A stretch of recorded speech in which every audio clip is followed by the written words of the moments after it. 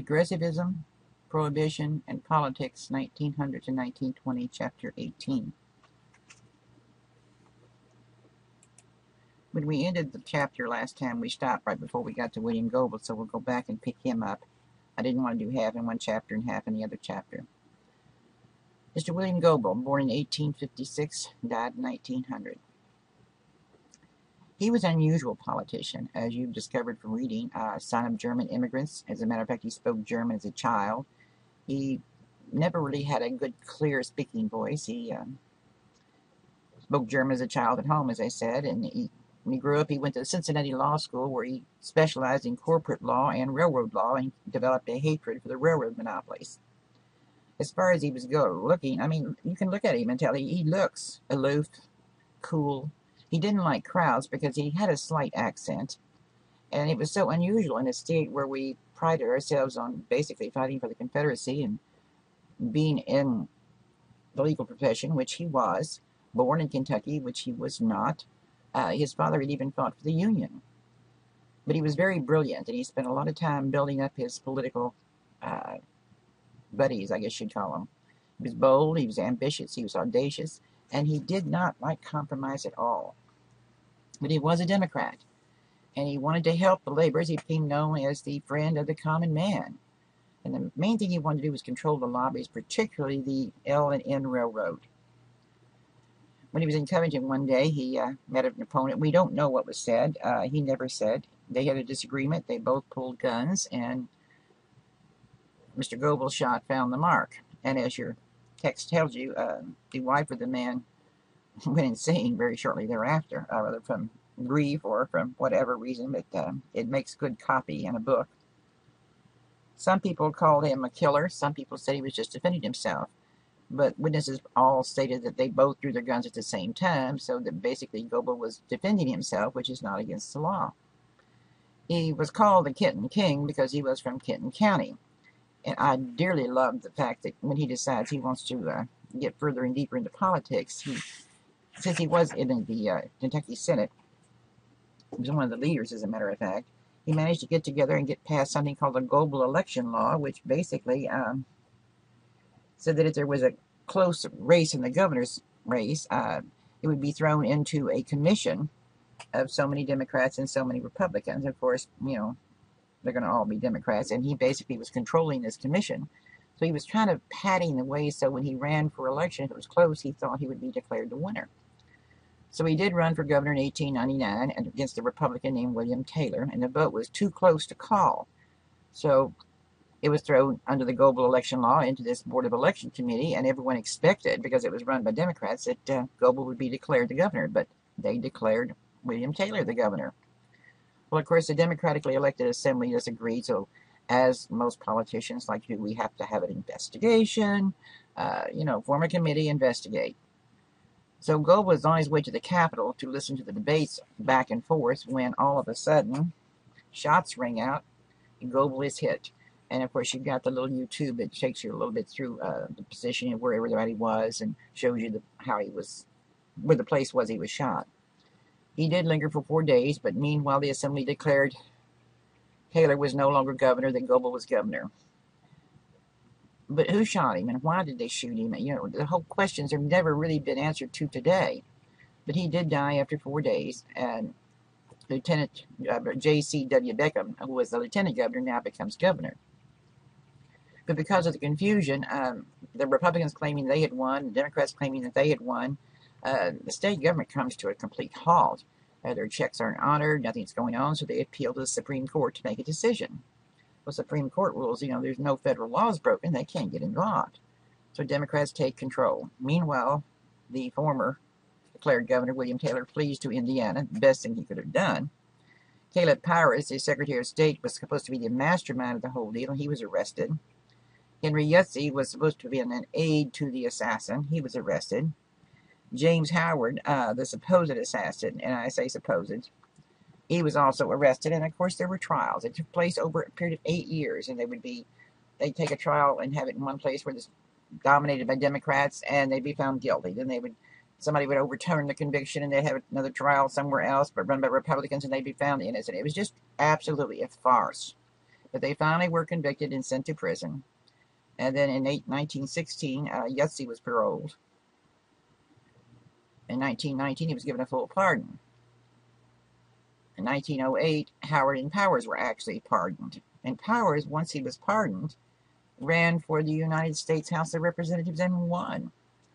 Now, all three claim to be innocent. And it's one of our great mysteries of Kentucky. Who actually did the killing? We don't know for sure. They all claim to be innocent. We do know that a shot rang out from the Capitol building and the man died. So we have the distinction of having a governor killed during the Civil War and a governor assassinated. Although at the time he was shot, he was not really the governor. And of course, it just enhances our reputation as a state because it's covered in the newspapers and all over the country. And what were the results? Well, of course, Kentucky's violence is reinforced. The Republicans are claiming the election was stolen. And the Democrats, they would wave a white shirt that had supposed blood on it, claiming, in the beginning they claimed it was Goebel's shirt. Later on, it's just kind of a rally around the flagpole, like remember the Alamo, remember the Maine. They'd wave a white shirt with blood on it. You remember the bloody shirt. Remember a governor had been assassinated by Republicans. And of course, it caused any reform efforts to come to a screeching halt. So who is this Mr. Beckham? JCW Beckham. Well, actually, he was, looks kind of dorky, doesn't he? He was kind of grandson of a former governor. He was a native of Bardstown. He'd actually served 3 terms in the Kentucky representative as a legislator, and so he was an experienced politician. He was elected lieutenant governor under Goebel, and they called him the boy governor because he was so young, and he looked such a baby face. But he did have a special election where he wanted to be legitimate for him to be the governor. And he did accomplish some things. He wasn't quite as progressive or as pushy as Goebel was, but he tried to regulate the insurance companies. He is responsible for having a new state capitol built. He expanded the state normal school, which we now call Eastern Kentucky University. He also expanded the Western Kentucky Normal School, which we now call Western Kentucky University.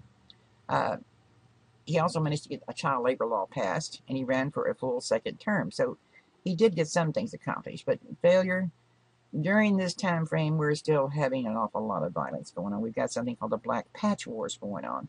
We still have a lot of people roaming around shooting each other. When he finally left the governorship, he practiced law and then eventually ran for U.S. Senator. And he managed to get 2 military bases to come to Kentucky, which helped financially.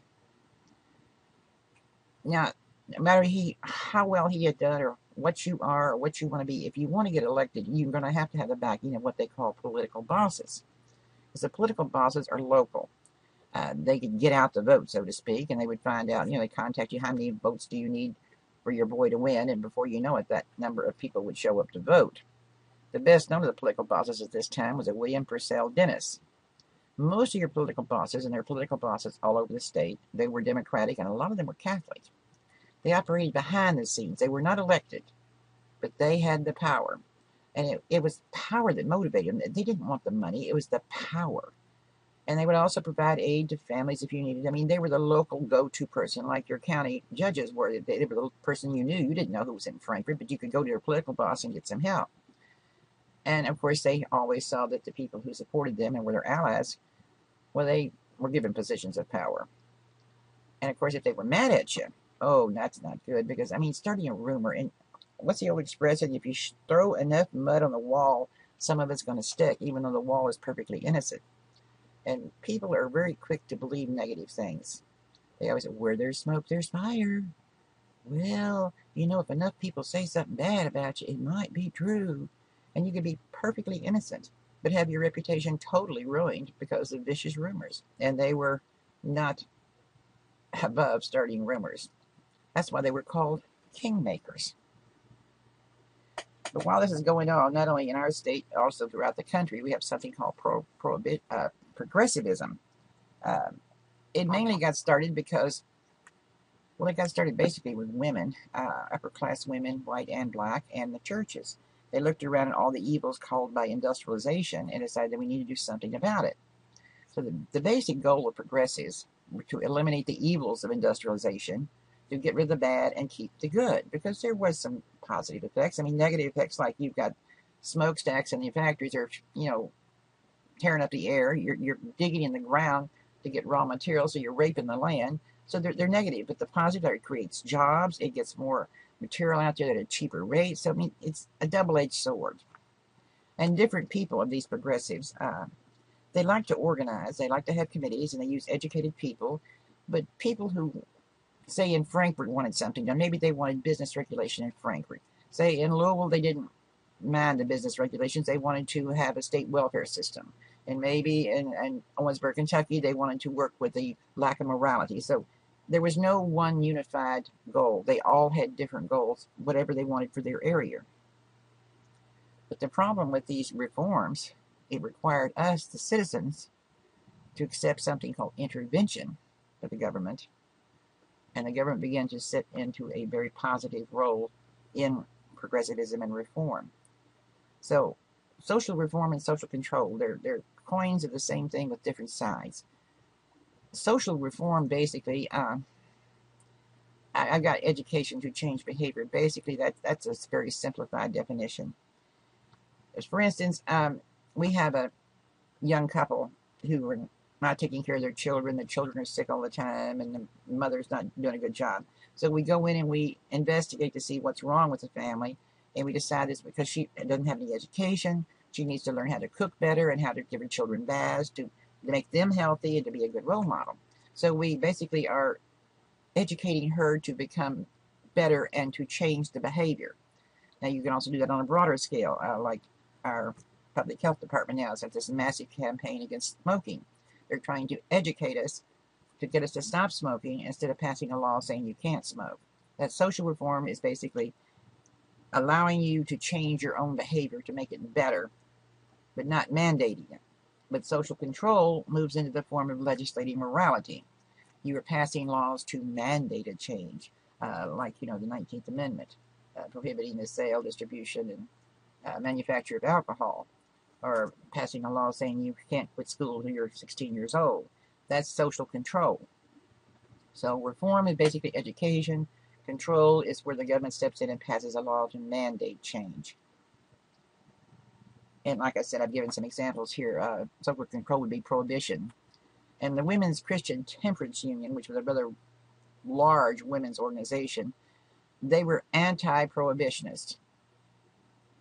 I mean, they were pro-prohibition. They figured that drink was the evil. If a man gets paid on Friday and he stops by a local bar and he gets drunk and he gets home and his wife wants money to pay the rent, the first thing he's going to do is get defensive. And so he kicks the dog and beats his wife and hollers at the kids and goes back to work with a hangover the next day. So as an employer, I'm unhappy because he's hungover and not doing a good job. And if the man would just come straight home from work and not get drunk, then he could give his wife money for the rent and pet the dog and play with the kids and everything would be fine. You go to work the next day, not hungover.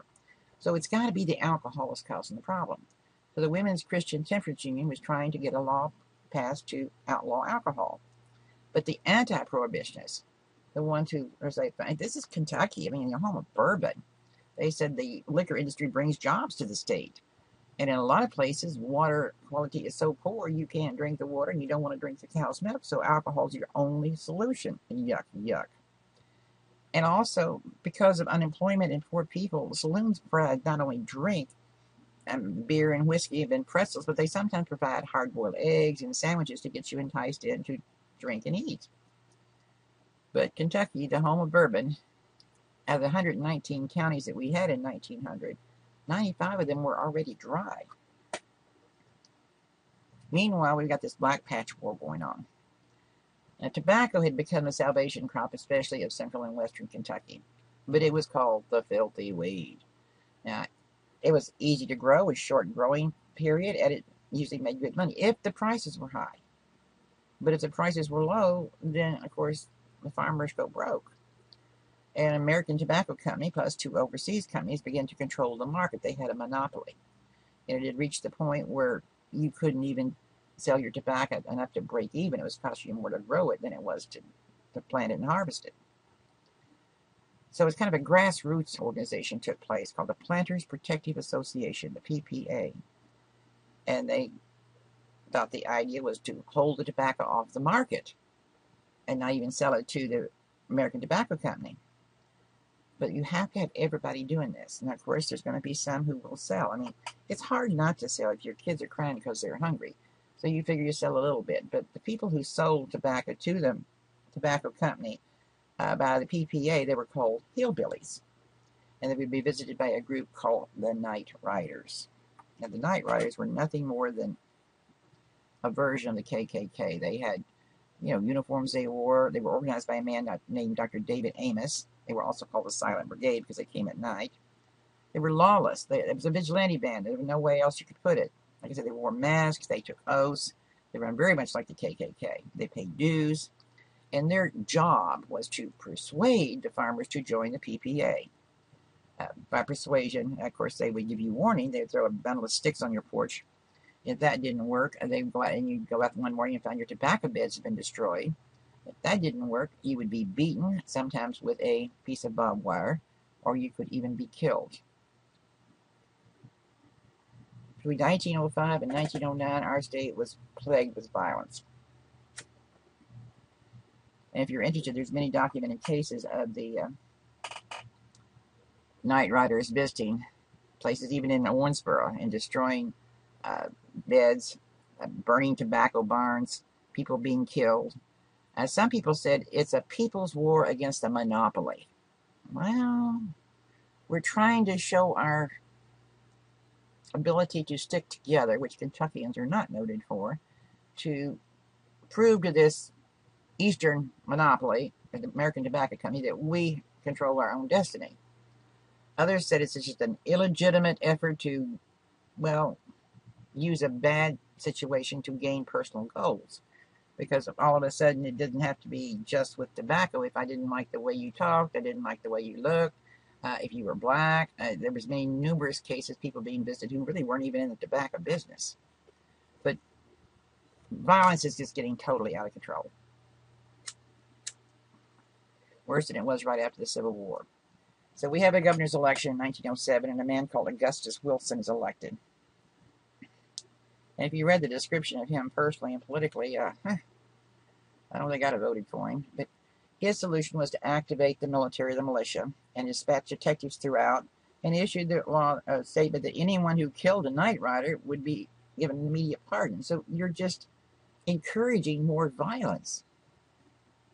So how did it end? Well, the vigilantism did not end the violence. Actually, it's going to be the United States Supreme Court. A very oppressive national tax on tobacco was removed, and the American Tobacco Company was found guilty of antitrust laws. So, monopoly's over with. And unfortunately, we Kentuckians do not stick together very long, and we've had this problem before, we'll have it again. We stick together for the immediate short period of time. Had we continued, we probably would have had higher prices for tobacco, but as soon as the law was removed and American Tobacco Company was declared, in violation of the antitrust laws, we started dumping tobacco on the market. And of course, supply and demand, the more tobacco, the less money you get. But Governor Wilson did make some accomplishments. He got some educational reforms pushed through. He got some additional funds for the colleges. He managed to get a small child labor law and established a juvenile court system. He expanded and reinforced the the Food and Drug Act. He even managed to get an 8-hour day for public workers passed, which was good because prior to this time you were working long hours. Progressivism in politics. Oh, that's the two words that really you don't like to hear very much. But at the end of this time, we're starting in Kentucky. We hadn't wanted change after the Civil War, but we're beginning to welcome reform. Some things have got to be done, and so wanting reform is going to seem almost respectable. So a man named McCree runs for governor, and he's one of those that's kind of hardy. I think he made the statement in the text that, for instance, if the people of Kentucky are pro-prohibition, I'm for it. If the people of Kentucky are against prohibition, I'm against it. I think you call him a fence setter. Very hard to pin down. He's the son of a minister. He's a former Confederate. He opposed prohibition personally, and under his governorship, some women were allowed to vote, and there was a Kentucky Illiteracy Commission formed, and the child labor laws were strengthened. As a matter of fact, our last county, making a total of 120, was named for him. So we're to 1912, and there's a national presidential race. And because of this split in the Republican Party, and Teddy Roosevelt decided he wanted to run, and the Republican Party wanted Taft to run, so the Republican Party splits. So you basically got the Democrats, the Republicans, and a party called the Bull Moose Party, headed by Teddy Roosevelt. And it's causing problems because a lot of people like Teddy that didn't like Taft, but they didn't want to vote for the Democrats because to them the Democrats, well, it's smacked of old Confederate Southern Democrats. And of course the African Americans were kind of torn between. So anytime you split a major party, what you do is you open the door for another party to walk in, which is what the Democratic Party did with Woodrow Wilson.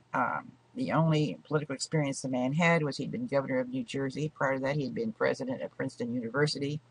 He was an educator. He was a brilliant man as far as that goes, but he also was, reminded me somewhat of Goebel. He was cool, he was aloof, he was very moralistic.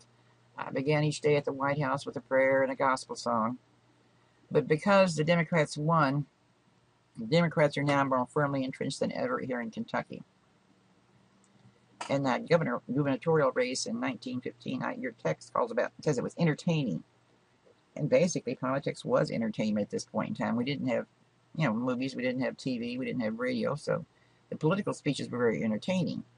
And both of the candidates would travel together, and apparently the speeches they made were quite entertaining. But the race was too close to call. A.O. Stanley won by only 471 votes. Although he never mentioned that, he let it be thought that he won overwhelmingly. Excuse me. He did have a few accomplishments. He got something called the Corrupt Practices Act passed, which it basically said that the railroad couldn't give politicians free railroad passes. Whoop-de-doo.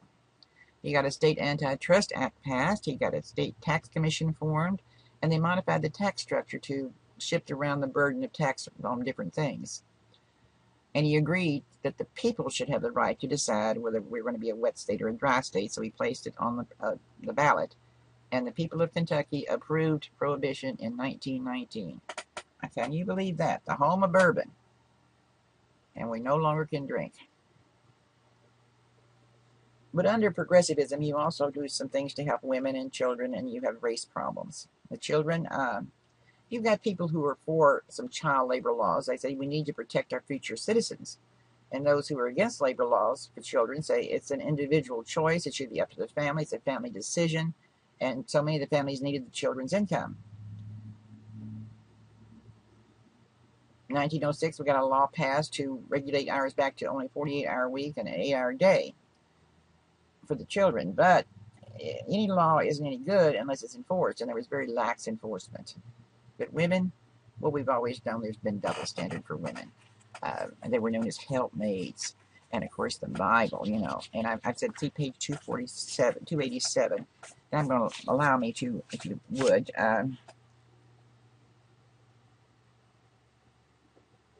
in the words of a governor, women are but ministering angels in the quiet loveliness of our home.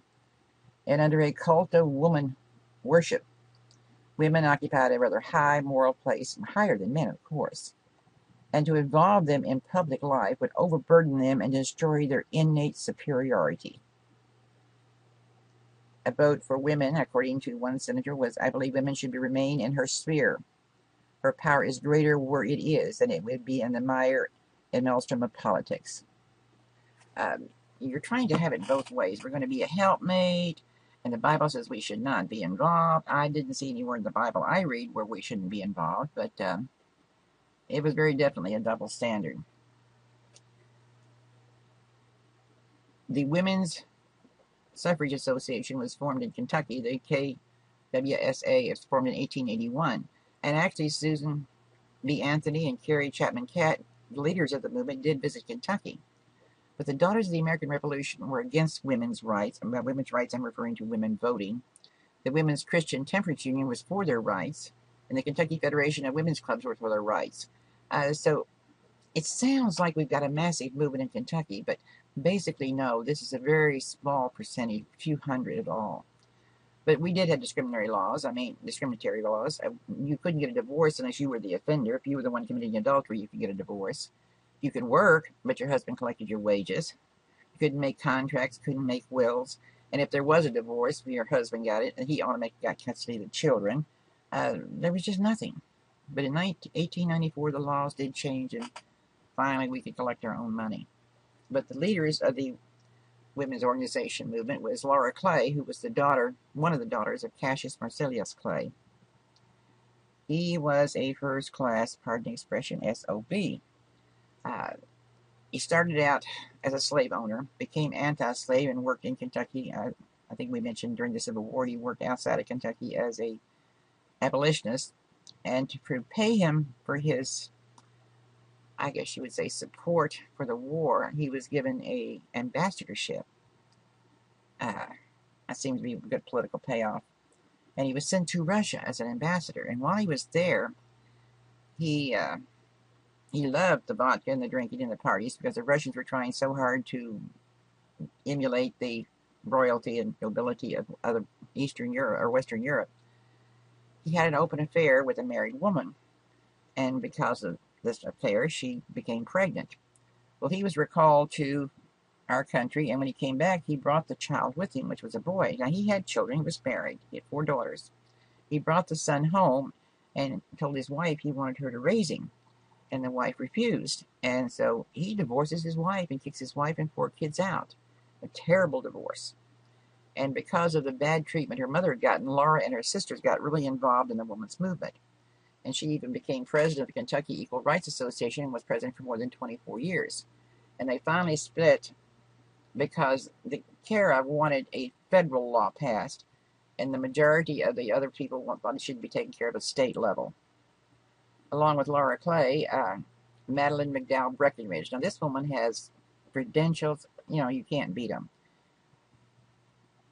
Clay's in her background, Henry Clay, and she married a Breckinridge, and her husband happened to be editor of the Lexington Herald, which always made it good, but she was a younger woman. If you read the brief bio of her, she had a very bad childhood. I mean, she had polio and, tuberculosis, and lost a leg. She was a very attractive woman, very active woman, but her husband also had this bad habit of having affairs. Now, he knew what she was like, and he knew she was missing a leg when he married her, but because of her social connections and money, the marriage was consummated, and they never had any children. But she stuck beside him, and she worked hard and became president of KERA. Matter of fact, she became very close friends with some other progressives in the 20th century in Chicago. Her sister-in-law, and I have never learned how to say that first word, Sophia Snesepa, I don't know how to say it, but Dr. Breckinridge, which was a sister of her husband, worked to improve the health, especially in eastern Kentucky, and she was one of the first female lawyers. 1912, the General Assembly finally voted and said women could vote on certain issues like school board issues. And they just continued to have failure after failure of getting a state amendment passed. But all of a sudden, nationally, there's an amendment proposed for the Constitution to allow women to vote. And Kentucky ratified the 19th Amendment on January the 6th, 1920, so Kentucky women finally had the right to vote.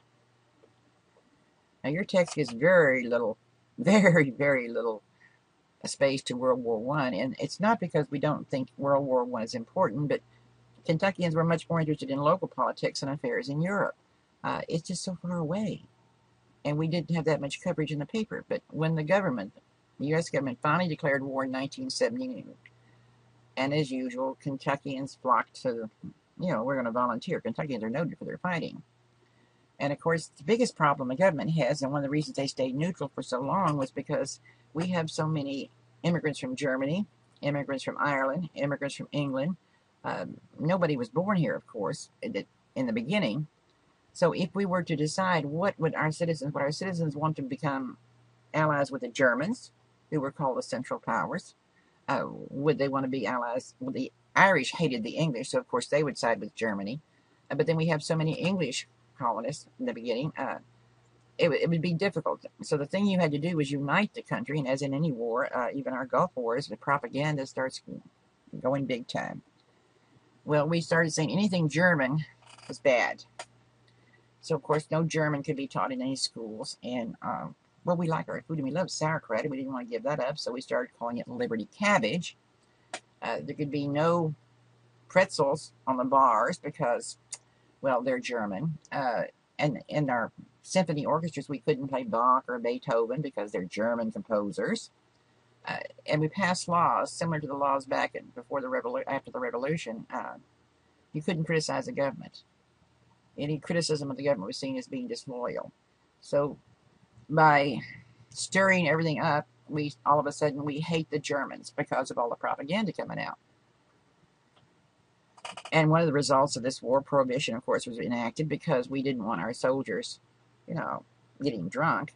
And the red light districts were closed. And for you sweet young things who have no idea what that is, it's just basically the prostitutional area.